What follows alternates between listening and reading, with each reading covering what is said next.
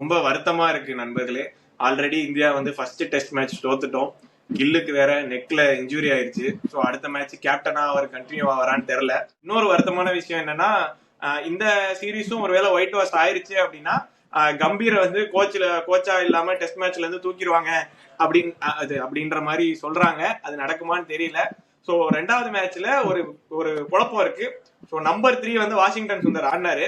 அவர் என்னதான் அஸ் பேட்டரா நல்லா ஆடினாலும் நிறைய பேர் சொன்னது என்னன்னா, நீங்க வந்து நம்பர் 3ல ஒரு பேட்ஸ்மேன் ஆட வைக்கிறீங்க ஒரு ஆல்ரவுண்டர்னா அவர் பேட்டிங் பிராக்டிஸ் நிறைய பண்ணுவாரு. அப்ப அவரோட பவுலிங்ல கான்சென்ட்ரேஷன் கொஞ்சம் கம்மியாகும்.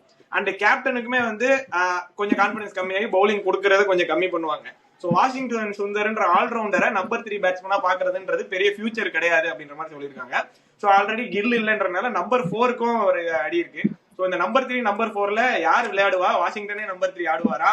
கில்லே வந்து கழுத்து வலி இருந்தாலும் பரவாயில்ல நம்பர் 4 ஆடுவாரா? இல்ல வேற என்ன பண்றாங்கன்னு நினைக்கிறீங்க? இல்ல இவங்க நல்லா ஸ்பின் பிச் வேணும்னு சொல்லி கேட்டுட்டு ஸ்பின் பிச்சா போட சொல்லிட்டு, ஆனா இங்க இருக்க பேட்ஸ்மேன் யாருமே ஸ்பின் ஒழுங்கா ஆடுறது இல்ல. ஆனா வாஷிங்டன் சுந்தர் வந்து ஸ்பின்னோட டிஃபென்ஸ் நல்லா இருக்கு. மேபி அதனாலதான் நம்பர் 3 வந்து ஈஸியா ப்ரொமோட் பண்ணிட்டாங்கன்னு நினைக்கிறேன்.